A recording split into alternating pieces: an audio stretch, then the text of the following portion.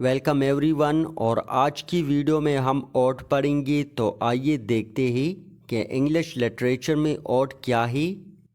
First of all اوٹ کو سمجھنے کے لیے ہم اس کی ڈیفینیشن کرتے ہیں۔ An ode is a type of lyrical poem that expresses praise, admiration or tribute to a person, thing, place or idea۔ یعنی اوڈ ایک قسم کی پوئم ہوتی ہے اور یہ کسی بھی انسان، کسی بھی چیز، پلیس یا آئیڈیا کو پریز کرنے کے لیے لکھی جاتی ہے۔ اب آئیے دیکھتے ہیں کہ انگلش لٹریچر میں اوڈ کی کتنی ٹائپس ہیں۔ تو اوڈ کی 3 ٹائپس ہوتی ہے۔ فرسٹ ون ہے پینڈیرک اوڈ، سیکنڈ ہے ہوریشن اوڈ، اور تھرڈ ہے ارریگولر اوڈ۔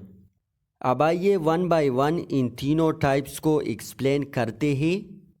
گریک کے ایک پوئٹ ہوتے تھے پینڈار، سب سے پہلے اس نے اوڈ لکھی تھی اور اسی وجہ سے ان اوڈ کا نام بھی پینڈیرک اوڈ پڑ گیا۔ اس ٹائم کسی کی وکٹری کو سیلیبریٹ کرنے کے لیے یہ اوڈ لکھی جاتی تھی اور یہ ایک سانگ کی طرح گائی جاتی۔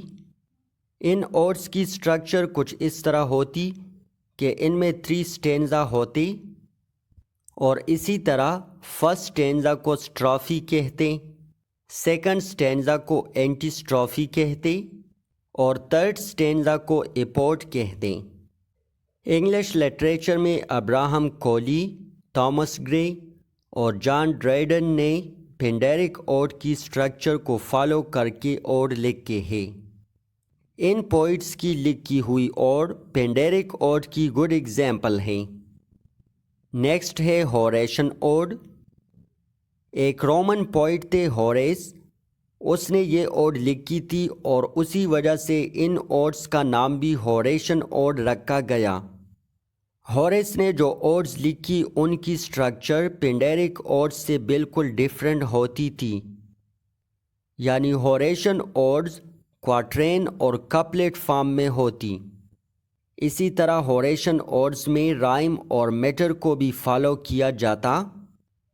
انگلش لٹریچر میں الیگزینڈر پوپ، اینڈریو مارول اور بن جانسن نے ہوریشن اوڈز کی سٹرکچر کو فالو کیا ہے۔